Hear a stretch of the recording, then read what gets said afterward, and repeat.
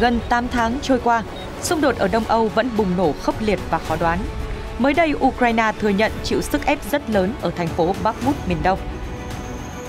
Mặt khác, phe ly khai tố cáo quân Ukraine tập kích tòa nhà chính quyền ở Donetsk. Về cục diện ở miền Nam, cựu tướng Mỹ đánh giá cao nhuệ khí quân Ukraine, trong khi quan chức thân Nga cập nhật mới về tình hình Kherson. Đáng chú ý, sau khi dội cơn mưa tên lửa xuống Ukraine, kho vũ khí của Nga hiện giờ ra sao? WHO cảnh báo Ukraine cần ưu tiên 3 việc cấp bách để vượt qua mùa đông khắc nghiệt. Quan chức Nga thông báo không có người dân bị ảnh hưởng trong vụ tấn công ở doanh trại. Tin tức khác, Chủ tịch Tập Cận Bình khẳng định Trung Quốc quyết tâm trở thành cường quốc công nghệ hàng đầu. Tân Bộ trưởng Tài chính Anh cam kết sẽ giúp ổn định thị trường. Cảm xúc của các gia đình chia ly ở hai phía biên giới Mỹ và Mexico. Nhiều nơi ở Thái Lan, Philippines bị ngập lụt nghiêm trọng. Tất cả sẽ được cập nhật ngay sau đây.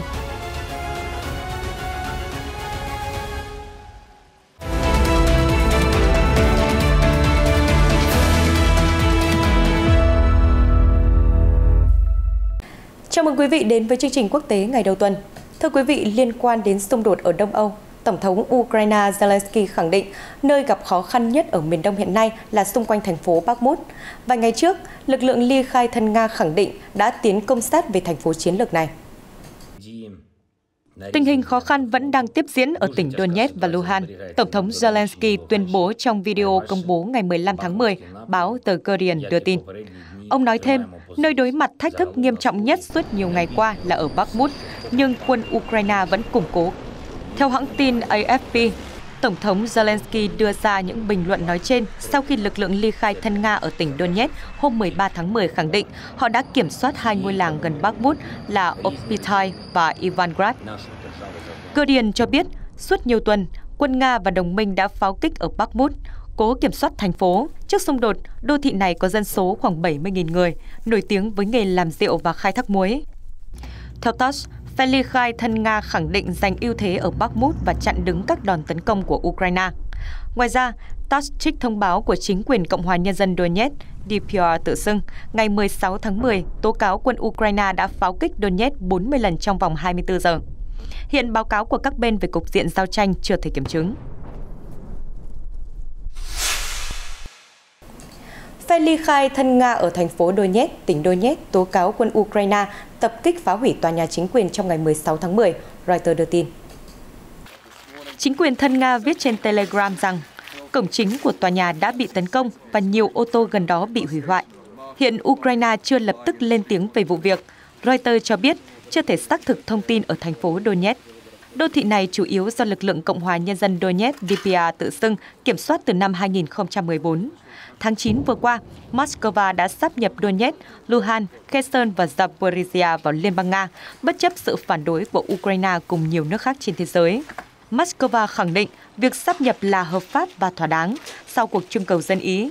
Ngược lại, Kiev và đồng minh phương Tây tố cáo việc bỏ phiếu là giả tạo, vi phạm luật pháp quốc tế. Theo Newsweek, một tướng Mỹ về hưu, ông Mark Herling ngày 15 tháng 10 đánh giá rằng nhuệ khí binh sĩ Ukraine hiện ở mức cao khi họ tiếp tục chiến dịch phản công, bao gồm ở tỉnh Kherson miền Nam. Newsweek đưa tin, trong cuộc phỏng vấn gần đây, một người phát ngôn của Lữ đoàn 63 thuộc lục quân Ukraine đã mỉm cười và ăn dưa hấu, loại cây trồng phổ biến ở tỉnh Kherson. Khi được kênh truyền thông Ukraine World hỏi về cuộc phản công ở Kherson, phát ngôn viên nói rằng nhiều tin tốt có thể sắp được thông báo bởi Tổng tham mưu trưởng lực lượng vũ trang Ukraine. Trung tướng Mỹ về hưu, ông Herling đã chia sẻ đoạn phỏng vấn nói trên và bày tỏ rằng nhuệ khí của binh sĩ Ukraine hiện ở mức cao. Họ thể hiện niềm tin vào chiến dịch phản công ở Kherson, ông Herling chỉ ra. Ông đánh giá binh sĩ Ukraine biết cách thích nghi với hoàn cảnh. Họ có những tướng lĩnh cấp cao và cấp trung thường quan tâm đến binh sĩ. Nhuệ khí của Ukraine càng được củng cố sau những bước tiến gần đây. Ngược lại, theo hãng tin TASS của Nga, một quan chức thân Moscow cho biết quân Ukraine đã thất bại trong các nỗ lực tiến công mới nhất ở tỉnh Kherson. Ông Kirill Strimusov, quyền phó lãnh đạo tỉnh Kherson do Nga bổ nhiệm, ngày 15 tháng 10 viết trên Telegram rằng cuộc tấn công của quân Ukraine ở Kherson đã thất bại toàn diện. Quân Nga đã đánh bật mọi nỗ lực tiến lên của đối phương theo hướng Berislav ở Kherson. Hiện tuyên bố của các bên chưa thể kiểm chứng. Sau các trận mưa tên lửa ồ ạt trút xuống hàng chục đô thị ở Ukraine vào tuần trước, các nhà quan sát quân sự đã đặt câu hỏi kho tên lửa của Nga hiện còn những loại nào, với số lượng là bao nhiêu. Hãng tin AP của Mỹ đã có bài viết phân tích mổ xẻ vấn đề này. Theo AP, một số chuyên gia nhận định Nga có thể cạn kho dự trữ vũ khí chính xác tầm xa sau gần 8 tháng xung đột ở Đông Âu. Một phần nguyên nhân vì lệnh trừng phạt phương Tây đang o ép nền kinh tế Nga, cũng như giới hạn khả năng tiếp cận của họ đối với công nghệ vũ khí hiện tại. Hậu quả là Nga buộc phải gia tăng sử dụng các loại vũ khí kém chính xác hơn. Không thể nói chắc chắn Nga có đủ tên lửa để tiếp tục oanh kích diện rộng Ukraine hay không. Vừa qua, ngày 10 và 11 tháng 10, hàng trăm tên lửa Nga đã tập kích Kiev và nhiều thành phố khác của Ukraine. Những ngày sau đó, hỏa lực vẫn trút xuống nhưng cường độ giảm bớt. Phía Nga khẳng định họ dùng tên lửa dẫn đường chính xác để tấn công mục tiêu quân sự, viễn thông và năng lượng của Ukraine, nhằm đáp trả cái gọi là hành động cực đoan tấn công cây cầu ở Crimea mà Moscow quy trách nhiệm cho Kiev. Ngoài ra, Tổng thống Nga Vladimir Putin ngày 14 tháng 10 khẳng định không muốn hủy diệt Ukraine và các trận oanh kích lớn có thể ngừng lại. Trở lại câu hỏi về tình hình kho tên lửa của Nga, giới chức ở Moscow có một số bình luận sau đây. Họ nói, quân đội có đủ tên lửa tầm xa và các nhà máy đang sản xuất thêm.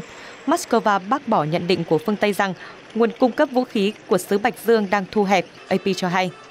Khi quân Nga tiến hành oanh kích Ukraine từ ngày 10 tháng 10, họ sử dụng hàng loạt vũ khí tầm xa chính xác, bao gồm tên lửa hành trình KH-55 và KH-101 phóng từ oanh tạc cơ chiến lược, tên lửa hành trình Caliber phóng từ biển và tên lửa Iskander phóng từ mặt đất. Theo AP, quân Nga đã liên tục sử dụng hệ thống tên lửa phòng không để tập kích các mục tiêu trên bộ. Giới quan sát phương Tây đánh giá đây có thể là một dấu hiệu về Nga thiếu hụt vũ khí. Ông Ian William, chuyên gia tại Trung tâm Chiến lược và Nghiên cứu Quốc tế nhận xét, quân Nga đã thay đổi mục đích sử dụng các hệ thống phòng không và tên lửa diệt hạm, dùng chúng để tấn công cả mục tiêu trên bộ. Ông nói đó là dấu hiệu cho thấy Moscow tạm thời thiếu hụt một số tên lửa tiên tiến để oanh kích mục tiêu trên mặt đất. Theo chuyên gia, tên lửa S-300 không đủ uy lực đến phá hủy các mục tiêu quân sự vững chắc trên mặt đất. Chúng không thể tấn công với độ chính xác cao vào các mục tiêu như tòa nhà. Ông William nói, khi sử dụng S-300, Nga chỉ có thể đơn giản là phóng tên lửa lên vòm trời và xem chúng sẽ đáp xuống ở đâu. Tuy nhiên, chuyên gia cũng chỉ ra, việc Nga sử dụng các tên lửa kém chính xác hơn có thể nhằm mục đích dọn trống kho chứa vũ khí cũ, hoặc họ muốn để dành các loại tên lửa tầm xa tiên tiến và đắt đỏ cho các mục tiêu quân sự có giá trị cao. Dù vậy, một số nhà phân tích cho rằng lời giải thích trên có vẻ không mấy thuyết phục. Gần đây, Nga đã dùng tên lửa đất đối không để tấn công mục tiêu trên mặt đất. Ông Douglas Barrier, chuyên gia cấp cao tại Viện Quốc tế và Nghiên cứu Chiến lược có trụ sở ở London đánh giá, đó là một dấu hiệu rõ ràng về kho tên lửa của Nga đã vơi đi nhiều. Ngoài ra, AP dẫn lời một quan chức Mỹ giấu tên cho rằng, trước khi xảy ra cú nổ cầu Kursk khiến Nga phóng tên lửa đáp trả, tình hình ở Kiev tương đối yên tĩnh suốt một thời gian dài. Quan chức Mỹ nhận xét, đó có thể là dấu hiệu về Nga đang sử dụng tiết kiệm nguồn dự trữ vũ khí có giới hạn của mình. Newsweek đưa tin, Tổ chức Y tế Thế giới WHO mới đây đã nêu rõ 3 ưu tiên mà chính phủ và người dân Ukraine cần thực hiện để đảm bảo có thể sống sót qua mùa đông khắc nghiệt ở phía trước. Giám đốc WHO khu vực châu Âu, tiến sĩ Hans-Henry Kluge chỉ ra rằng, xung đột ở Ukraine đã gần tròn 8 tháng. Ông khẳng định tình trạng nhân đạo đang leo thang, đòi hỏi các biện pháp quyết liệt hơn. Ông tuyên bố, tôi xin nói rõ, WHO luôn có mặt để hỗ trợ Bộ Y tế Ukraine dưới sự lãnh đạo của Bộ trưởng Viktor Lyashko và hỗ trợ 150 đối tác y tế của WHO hiện diện khắp Ukraine. Nhận xét của ông Kluge đưa ra trong bối cảnh xung đột vẫn tiếp diễn khốc liệt ở nhiều vùng khác nhau của Ukraine. Ông lưu ý trong phát biểu của mình rằng, tuần vừa qua, nhiều nơi như Kiev, Dnipro tiếp tục gánh chịu thiệt hại. Giám đốc WHO khu vực châu Âu chỉ ra 3 ưu tiên cấp bách của Ukraine hiện nay. Thứ nhất, phải ứng phó khẩn cấp về thiệt hại gây nên bởi các cuộc oanh kích mới nhất đối với sức khỏe của người dân.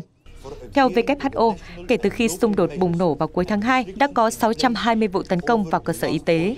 Ưu tiên thứ hai là đáp ứng nhu cầu sức khỏe tức thời của người dân ở các khu vực mà Ukraine vừa tái kiểm soát.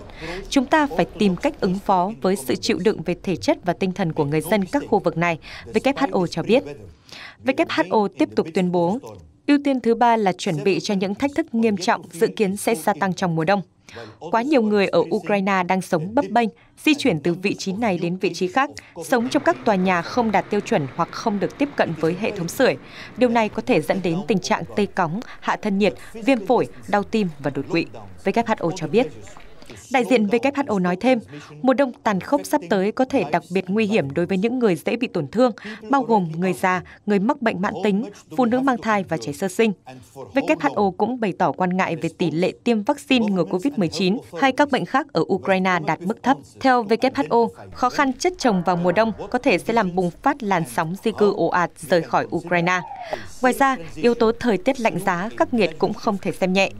Tổ chức Y tế Thế giới lưu ý rằng những nước hàng xóm của Ukraine có thể gặp khủng hoảng do nguy cơ người di cư tăng lên sẽ gây áp lực lớn hơn cho hệ thống y tế.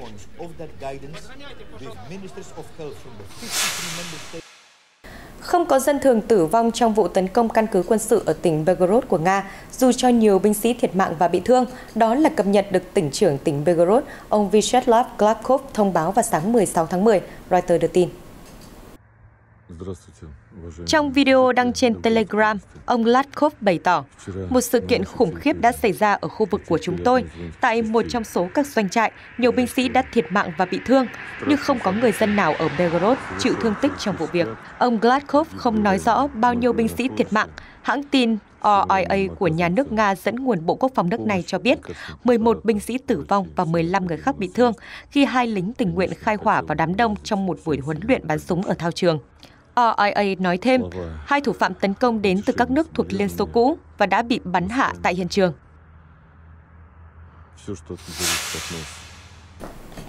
Chuyển sang các tin tức khác. Thưa quý vị, theo TASS, Chủ tịch Trung Quốc Tập Cận Bình ngày 16 tháng 10 đã phát biểu khai mạc Đại hội đại biểu Đảng Cộng sản Trung Quốc lần thứ 20. Một trong những nội dung đáng chú ý là ông Tập kêu gọi phấn đấu đưa Trung Quốc trở thành một cường quốc công nghiệp và công nghệ. Chủ tịch Tập khẳng định, chúng ta đang thực hiện công nghiệp hóa kiểu mới và nỗ lực phát triển thành cường quốc trong lĩnh vực hàng không, vận tải, công nghệ mạng lưới và kỹ thuật số. Ông Tập cho biết, các nhà lãnh đạo Trung Quốc dành sự quan tâm sâu sắc đến chiến lược phát triển toàn diện các khu vực nông nghiệp. Ông lưu ý rằng, Bắc Kinh đang tìm cách tạo ra cơ sở vững chắc để hỗ trợ an ninh lương thực. Chính phủ Trung Quốc cũng đang theo đuổi chính sách tập trung vào việc tăng cường sự năng động của đất nước như một cường quốc thương mại hàng đầu. Ông Tập lưu ý, Bắc Kinh hiện cung cấp hỗ trợ mạnh mẽ cho các dự án thuộc sáng kiến vành đai và con đường, đồng thời đóng góp tích cực cho sự phát triển bền vững của nền kinh tế toàn cầu. Đại hội đại biểu toàn quốc Đảng Cộng sản Trung Quốc khai mạc lúc 10 giờ sáng ngày 16 tháng 10 tại Đại lễ đường Nhân dân ở thủ đô Bắc Kinh và kéo dài đến ngày 22 tháng 10.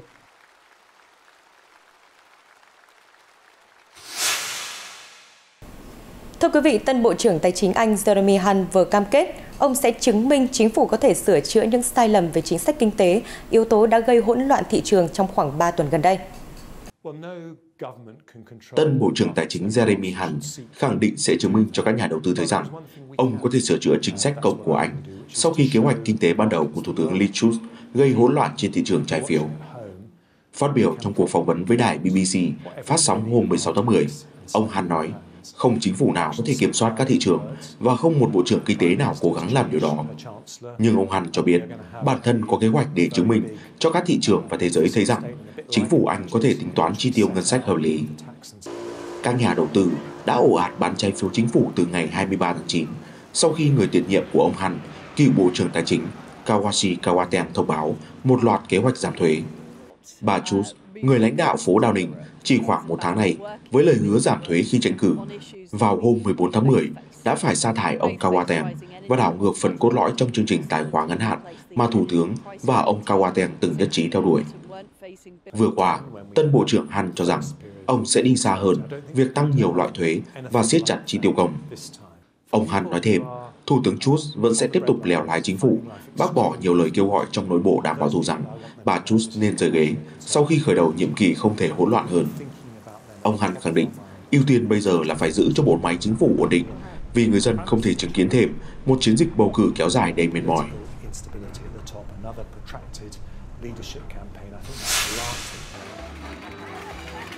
Đám đông khoảng 100 người đã tụ tập ở thủ đô Rome của Ý hôm 15 tháng 10, cùng nhau phản đối giá điện và khí đốt tăng chóng mặt. Biểu tình nổ ra giữa cuộc khủng hoảng chi phí sinh hoạt ở Ý, theo Reuters. Đám đông kêu gọi chi phí sinh hoạt và được cung cấp phúc lợi xã hội lớn hơn, để che chắn cho các hộ gia đình khỏi tác động nghiêm trọng của tình trạng tăng giá năng lượng. Một người biểu tình tên Andriy Ailari cho biết, ai nấy đều cảm thấy sức ép dồn dập của các hóa đơn. Đối với nhóm dân số có thu nhập thấp, chúng tôi phải đối mặt với khó khăn rất lớn. Một người biểu tình khác, tên Anna Sabatini chia sẻ, cô lo lắng bản thân không thể trả nổi chi phí năng lượng. Nếu chúng tôi không thể thanh toán, nguồn cung dĩ nhiên bị cắt. Tôi không hiểu tại sao chúng tôi lại rơi vào tình huống này.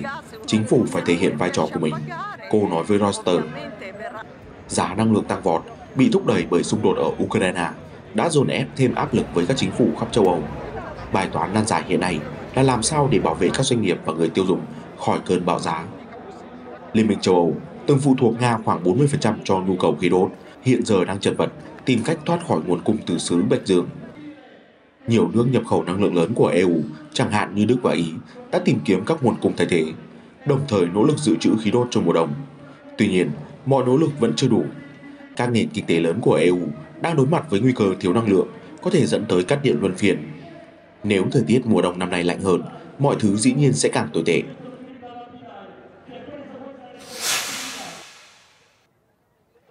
Ngày 15 tháng 10, hàng trăm gia đình đã ôm nhau thật chặt ở bờ sông Rio Grande, chảy dọc theo biên giới Mexico và Mỹ. Cái ôm trong vài phút ngắn ngủi là những gì họ dành cho nhau sau nhiều năm không gặp. Patricia Luveno chất chứa nhiều cảm xúc lẫn lộn khi cô ôm chầm lấy anh trai của mình trong 3 phút. Suốt 21 năm nay, họ đã chia lìa đôi ngả. Lần cuối cùng ở bên nhau, chúng tôi vẫn là trẻ con. Thật buồn khi phải rời xa, nhưng chúng tôi quyết định di cư để mang tới tương lai tốt đẹp hơn cho gia đình mình, cô nói. Những gia đình này đang tham dự vào sự kiện Hope Not World, cái ôm chứ không phải bức tường, được tổ chức thường niên suốt 9 năm qua nhằm giúp đỡ những người Mexico không có tình trạng định cư hợp lệ ở Mỹ và cũng không thể trở về Mexico, có cơ hội để gặp gỡ người thân trong vài phút ở bờ sông Rio Grande. Sự kiện được khởi xướng bởi mạng lưới biên giới vì nhân quyền. Năm nay, có gần 200 gia đình đã tới dòng sông để nhìn thấy nhau dù chỉ trong phút chốc. Sau khi ban tổ chức phát biểu, mọi người từ đôi bờ đã vội vàng ôm nhau, bật khóc và trò chuyện. Sau 3 phút, những vòng tay lại cách xa một lần nữa trong nước mắt và nỗi buồn. Họ ước một ngày nào đó, những con đường mà mình lựa chọn có thể giao nhau.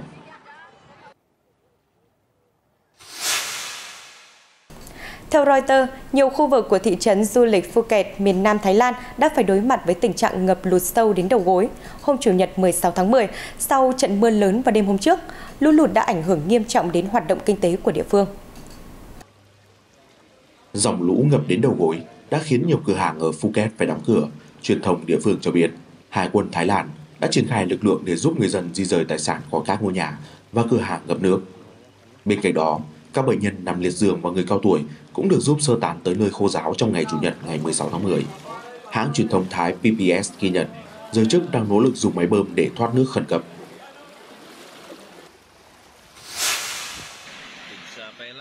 Miền Bắc Philippines ngày 16 tháng 10 cũng ngập lũ nghiêm trọng do ảnh hưởng của bão Nesat. Nhiều ngôi làng và nông trại chỉ một phần dưới dòng nước. Hàng trăm gia đình đã phải sơ tán ở tỉnh Cagayan. Bão Nesat có sức gió 120 km/h đã càn quét miền Bắc Philippines ngày 16 tháng 10, tàn phá nhà cửa, nhấn chìm nhiều tuyến đường và buộc 900 người phải di rời theo hướng Tây. Video do người dân ở thị trấn Calaveria chia sẻ với Reuters cho thấy lũ lụt bủa vây khắp nơi, trong khi cây cối oằn mình giữa các đợt gió mạnh. Mưa đã trút xuống xối xả từ sáng ngày 16 tháng 10. Theo dự báo ban đầu, bão Nesat có thể rời khỏi Philippines vào đêm Chủ nhật và di chuyển về Biển Đông.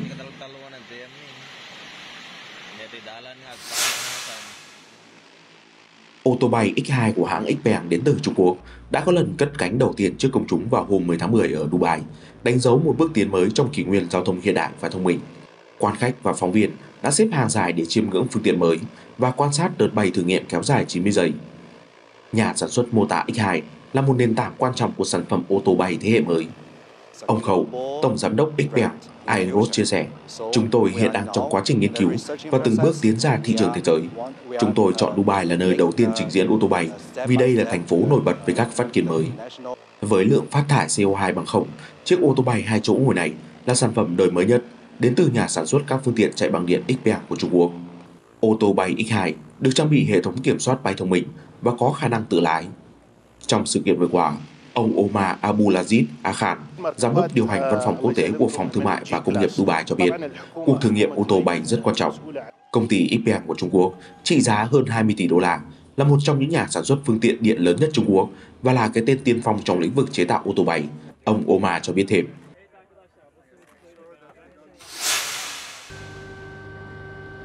Thủ đô Oslo của Na Uy đang trên đà trở thành thành phố thủ đô đầu tiên trên thế giới có hệ thống giao thông công cộng chạy bằng điện 100%. Mục tiêu này dự kiến hoàn thành trước cuối năm 2023. Và đến năm 2030, Oslo kỳ vọng là thành phố đầu tiên trên thế giới hoàn toàn không phát thải. Phó thị trưởng chịu trách nhiệm về môi trường và giao thông của Oslo, bà Sirin Staff cho biết, chương trình thay thế xe buýt chạy bằng xăng bằng 450 chiếc chạy bằng điện sẽ giúp thành phố tiết kiệm ngân sách về lâu dài. Chương trình này trị giá 5 triệu crown, tương đương 47 triệu đô la. Bà Staff chia sẻ, xe điện có chi phí hoạt động và bảo dưỡng rẻ hơn đối với đơn vị vận hành kinh doanh và người dân nói chung. Xe điện là một giải pháp đôi bên cùng có lợi. Phó thị trưởng khuyến khích các thành phố khác nối bước Oslo, một đô thị có dân số 700.000 người, và đã chuyển sang sử dụng phà biển chạy bằng điện. Các nỗ lực của Oslo diễn ra khi nhiều thành phố lớn trên toàn cầu đều đang khẩn trương cắt giảm khí thải để bảo vệ môi trường và cứu lấy sự sống của chúng ta trước khi quá muộn, theo Reuters. Một nhà hoạt động vì môi trường tên là Hakon Soreat đã hoan nghênh chương trình xe điện mới của Oslo, nhưng ông nghĩ rằng thành phố cần làm nhiều hơn để khuyến khích người dân sử dụng phương tiện này. Ông nói các tuyến đường cần được quét dọn kỹ càng và thường xuyên hơn trước đây.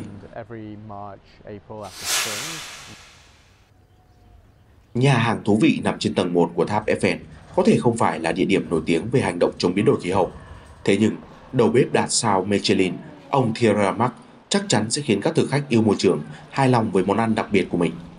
Món ăn của ông sử dụng nguyên liệu địa phương và theo mùa, nhờ vậy giảm tiêu thụ năng lượng khi vận chuyển.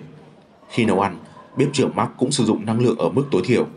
Nhà hàng Madame Barrichelli của ông không những đem lại khung cảnh tráng lệ của thủ đô Paris vào buổi tối, mà còn cung cấp một ý tưởng về cách ngành công nghiệp nhà hàng có thể tạo nên những bữa ăn xanh như thế nào. Trong lúc đặt một ít tỏi tây để bài trí món ăn, bếp trưởng Marx vừa chia sẻ rằng toàn bộ thực đơn của nhà hàng được thiết kế để giảm phát thải carbon. Số tỏi tây này đang vào mùa và được trồng cách đây chưa tới 50 km. Nó không chỉ giúp giảm tiêu thụ carbon mà còn rất dễ ăn và có giá rẻ, ông Marx nói. Vị bếp trưởng ở Paris đã giành sao Michelin đầu tiên vào năm 1998. Hiện ông đang kinh doanh nhiều nhà hàng và là một ngôi sao góp mặt trong các chương trình nấu ăn trên truyền hình. Marx cho biết, từ tháng 6, toàn bộ nhà hàng đã được thiết kế để tiết kiệm nước và điện. Ông nói, cách đây 20 năm, vào mỗi buổi tối, nhà hàng như thế này sẽ đỏ lửa, bật tối đa công suất của các bếp và lò nướng. Hiện giờ, nhà hàng sử dụng loại nồi đồng chất lượng cao, chỉ làm nóng thiết bị nhưng không tỏa năng lượng khắp khu vực bếp. Ông Marx nói, chúng ta đang ở giữa một cuộc khủng hoảng năng lượng và khủng hoảng môi trường. Nhưng nhận thức về điều đó có lẽ đến chậm trong ngành nhà hàng. Dù vậy, hiện nay, nhiều chủ khách sạn và nhà hàng trên thế giới đã sẵn sàng chuyển đổi theo hướng thân thiện hơn với môi trường.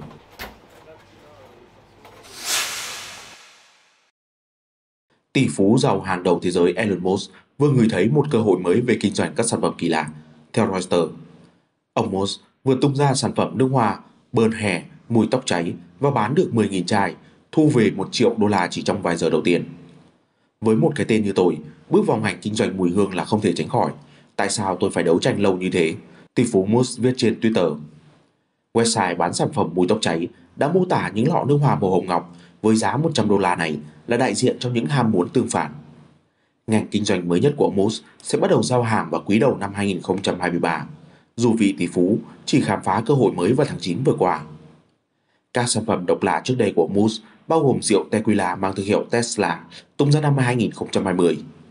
Boring Company của ông Musk, một công ty xây dựng đường hầm được định giá 5,7 tỷ đô la, và năm 2018 đã bán súng phun lửa với đơn giá 500 đô, thu về khoảng 10 triệu đô la. Tỷ phú Musk cũng đã bán 50.000 chiếc nón của Boring Company. Tham vọng suốt nhiều năm qua của Musk bao gồm thuộc địa hóa sao hỏa hay là tạo nên một nền kinh tế sử dụng năng lượng bền vững. Ông cũng điều hành cùng lúc nhiều công ty như hãng xe điện Tesla hay tập đoàn rocket đình đám SpaceX. Tuần trước, vị tỷ phú đề nghị Twitter bỏ qua các vụ kiện và quay lại chấp nhận lời đề xuất ban đầu của ông là bán công ty mạng xã hội này với giá 44 tỷ đô la. Về sản phẩm nước hoa mùi tóc cháy của Boring Company, công ty chưa phản hồi câu hỏi của Reuters rằng họ dự định kinh doanh sản phẩm trong bao lâu. Số vượn cáo đuôi vòng quý hiếm ở sở thú Wellington Zoo của New Zealand đã tăng hơn gấp đôi sau khi 4 bà mẹ vượn cáo vừa cho chào đời các cặp sinh đôi, theo người quản lý khu vực linh trưởng của sở thú cho biết ngày 10 tháng 10. Vượn cáo đuôi vòng là loài đặc hữu của Madagascar, được sách đỏ xếp vào hàng nhóm nguy cấp. Vượn thú Wellington chỉ vừa nuôi vượn cáo được 18 tháng. Họ nhận nuôi vượn cáo được tên Zeus vào đầu tuần này với hy vọng có thể tăng quy mô của đàn. Người quản lý Lisa Ridley cho biết, hiện giờ với 4 con vượn cáo cái lần đầu tiên chăm con, sở thú không thể nói chắc quy mô của đàn có thể tăng lên về lâu dài hay không. Cặp em bé vượn cáo đầu tiên chào đời hồi tháng 8, con lứa mới nhất ra đời cách đây hơn một tuần. Vượn cáo đuôi vòng đã nổi tiếng sau phim hoạt hình Madagascar của King Julien vào năm 2005. Nhưng hiện giờ, số lượng cá thể loài này đang giảm mạnh trong tự nhiên. Một phần nguyên nhân là vì vượn cáo đuôi vòng cái chỉ giao phối 1-2 ngày trong năm. Ở vườn thú Wellington, vượn đực Zeus cũng chỉ được cho sinh sản trong vài năm nhằm đảm bảo nguồn di truyền của đàn không quá nhỏ. Tin tức vừa rồi cũng đã khép lại chương trình hôm nay. Cảm ơn quý vị đã quan tâm theo dõi. Xin chào tạm biệt và hẹn gặp lại.